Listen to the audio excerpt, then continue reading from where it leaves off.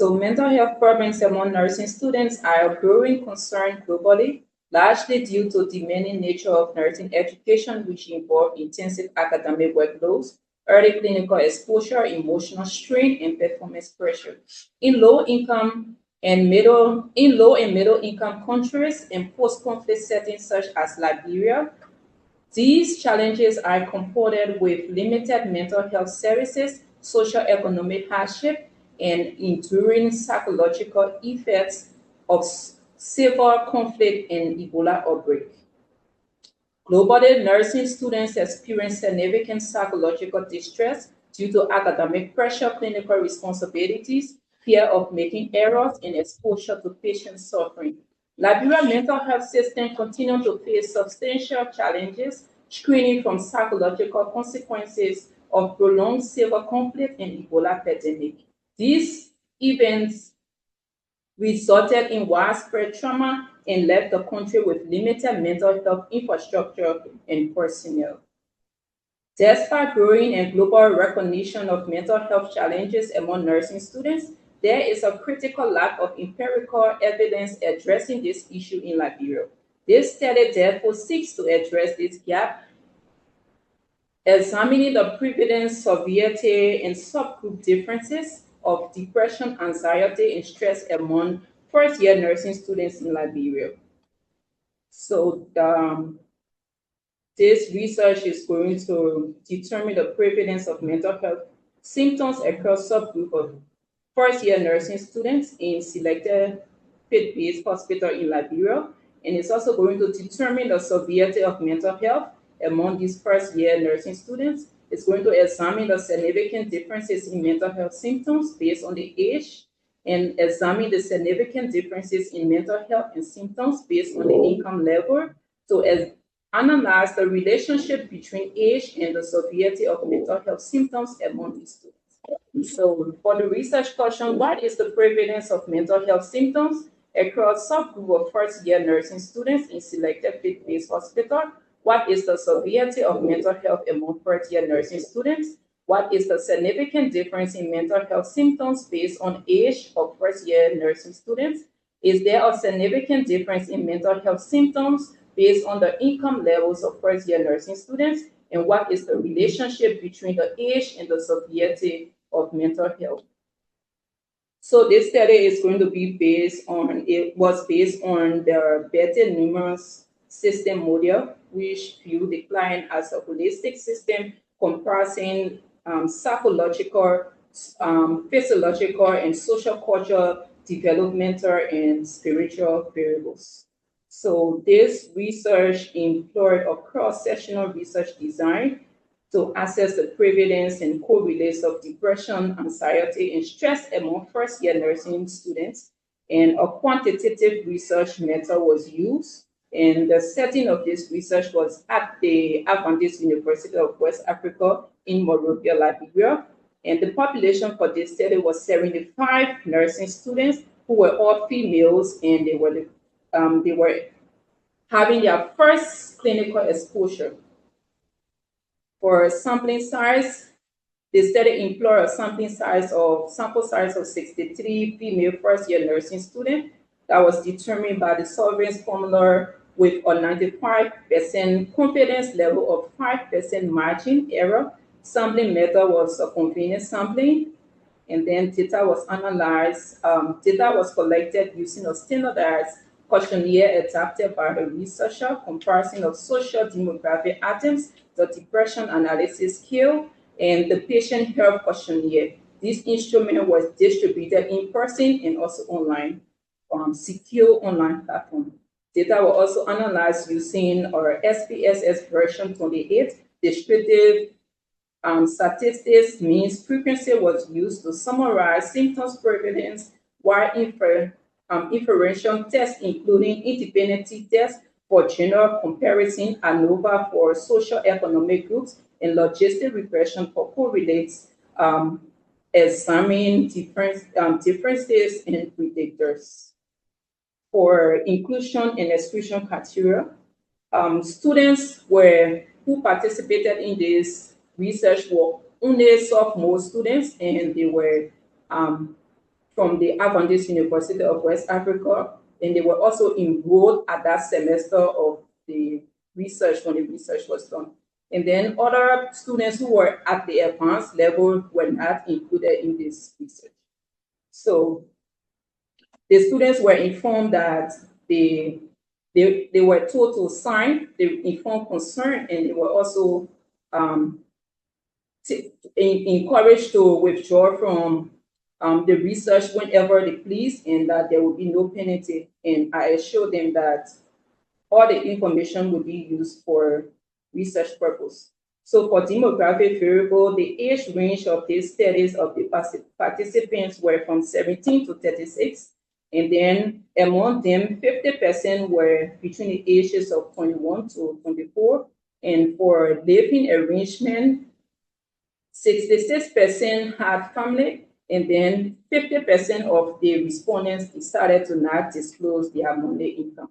So the sample consists entirely of female nursing students, which directly aligns with the global and regional literature on the feminization of the profession, with a mean of 23.4 years. The students are concentrated in emerging adulthood, a period highly vulnerable to mental health challenges. A majority of participants, which was 66%, live with their family, which reflect the collectivist social structure that can act as both a stress buffer and a source of obligation. Half of the participants, 50%, prefer not to disclose their income. And then among those who did disclose, the data skewed towards low income brackets, pointing the financial stress as major risk factor for psychological distress. So to determine the prevalence of mental health among the first year nursing students, among all of the variables, it shows that 78% came untapped. And then this study reveals a substantial psychological burden among first-year Liberian nursing students, with 36 reporting clinical depression and 28% experiencing clinical anxiety. An overwhelming 78.0% of the child reports moderate to high perceived stress, a rate that heavily outpaces comparable international literatures.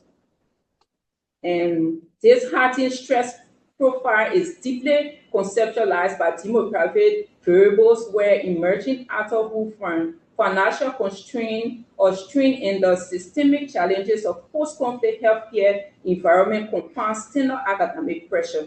Furthermore, the predominance of family co-resistance highlights a complex social dynamic acting as a factor collectivist buffers, while simultaneously introducing competing domestic obligations.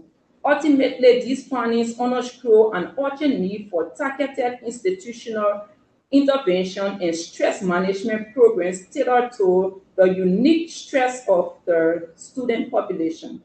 So to determine the severity among the first-year students, also perceived stress came the highest, which is 74%, and anxiety was 46.0%, and depression came 32%. So this study evaluated the severity of the mental health challenges among the first-year nursing students in Liberia faith-based hospital, revealing that while a vast majority experienced moderate level of depression, 26.0% anxiety, and 18.0% a perceived stress of 74.0%, a smaller but highly concerning suffered from severe symptoms. Specifically, 10% of the affected students reported severe anxiety, which was 4.0%, and they faced severe depression, and 4.0% experienced high level of stress. This finding aligns with international literature from Chin and Agam, underscore that while mild to moderate stress is widespread in rigorous clinical training environment, targeted institution intervention are critically needed to support the high-intensity subset of students at greatest psychological risks. So to determine the significance of this, there was no significant difference between those variables, and that was, it shows the lack of variation context with global literature, which frequently reports that younger students experience significantly high level of psychological distress. The divergence may be stemmed from a heavily concentrated age distribution, while 82% of participants fell below between 21 and 28 years old, alongside small samples in the youngest and oldest bracket that limited um, statistical power. Ultimately, severe university stressor within a resource-constrained clinical training environment may elevate distress uniformly, overshadowing any maturity advantage older students usually enjoy. Consequently, these findings suggest that borough institutions and socio-economic conditions are more powerful determinants of psychological distress in the population than age alone. So there was also significant difference in these variables, and the results corroborate the empirical evidence cited in the review, which consistently identifies family income and financial difficulties as reverse correlates of depression, anxiety, and stress in student population. The significant result of depression supports finding from AHSRA and all, who reported that lower monthly family income was independently associated with higher depression score among nursing students, even after controlling for other factors. So the pattern for perceived stress is consistent with research from Magrulia and all, which indicates that students with higher family wealth reported significant lower stress level. This substantial non-disclosure rate itself may be indicative of the sensitive and potential stigma surrounding financial status within this Liberian context, a phenomenon noted in literature on data collection in low resource countries. So,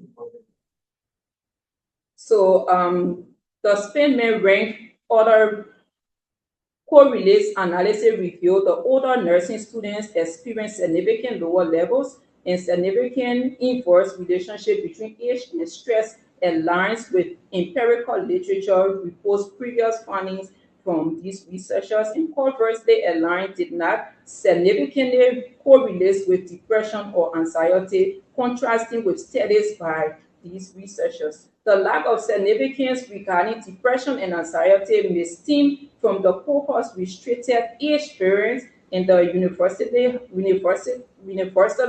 high uniform stress level unique to Liberian context. Finally, strong positive correlations among depression, anxiety, and perceived stress reinforce globally established model of high mental health symptoms, poor mobility in student population.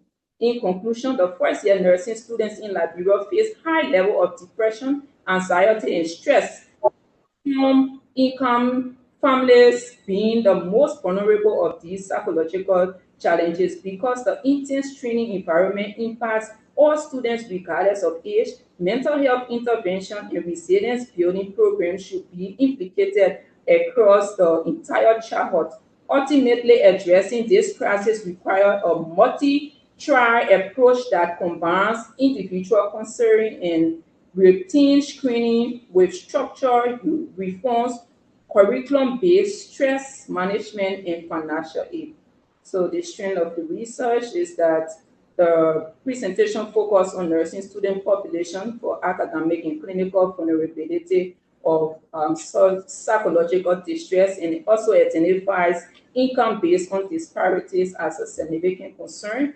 And this study was limited to only females, and it was lacking of quantitative data to explain what is the main cause of the stress that the students continue to experience. So the researcher recommend that institution policy should be able to establish a formal mental health policy and student wellness office to conduct routine screening for reduced structural academic stress, and curriculum integrated resources should integrate mandatory stress management modules into the first year curriculum and train faculty to recognize the support instructing students and enhance the support services to expand access to confidential counseling and launch senior-led peer mentorship program to provide accessible, low-stigma, financial and material support